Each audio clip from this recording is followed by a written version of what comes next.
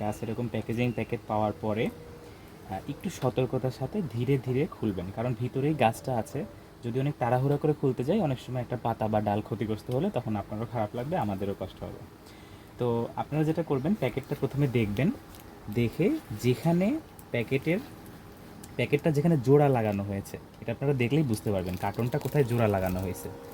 এই জায়গা দিয়ে আপনারা অ্যান্টি কাটার দিয়ে বা কেচি দিয়ে এই জায়গা দিয়ে কাটবেন, তাহলে খুবই সহজে আপনারা ওখান থেকে ছাড়িয়ে নিতে পারবেন। দেখুন, আমি ঠিক জোড়া দিয়ে, জোড়ার ফাঁকা যেখান থেকে বুঝতে পারছি সেখান দিয়ে আমি কাটছি।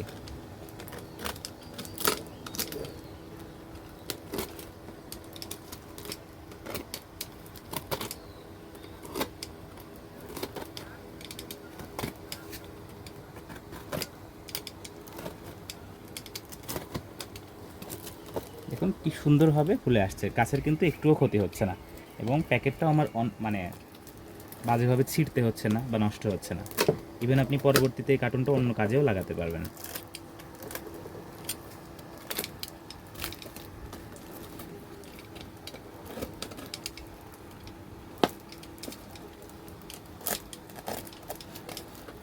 সুন্দর করে একটু দেখে নিলে আপনি বুঝতে পারবেন জোড়াগুলো কোথায় করা হয়েছে।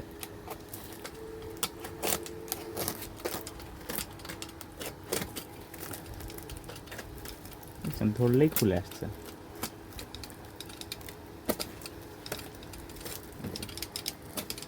সুন্দর আলাদা হয়ে গেল, দেখুন একদম সুন্দর খুলে গেল। ভিতরে মোড়ানো ছিল গাছটা। এরপরে নিচে যদি বাধা থাকে তাহলে নিচের টেপটা একটু আলগা করে নেবেন এখান থেকে।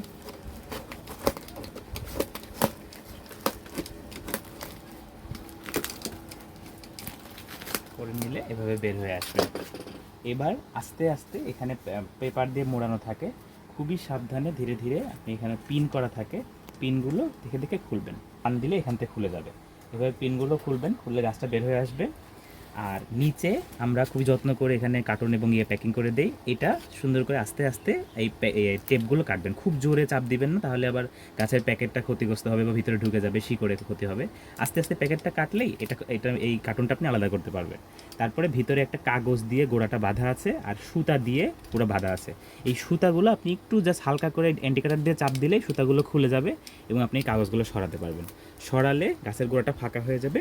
এভাবে আপনি হালকা করে, যদি শুকনো হয়ে যায় মাটির গোড়াটা, তাহলে একটু পানি দিবেন, আর আলো বাতাস পায় এরকম জায়গায় গাছটি রেখে দিবেন, তাহলে গাছটি যে ধকলের মধ্যে গেছে ওইটা আস্তে আস্তে কাটিয়ে উঠবে। অনেক ধন্যবাদ।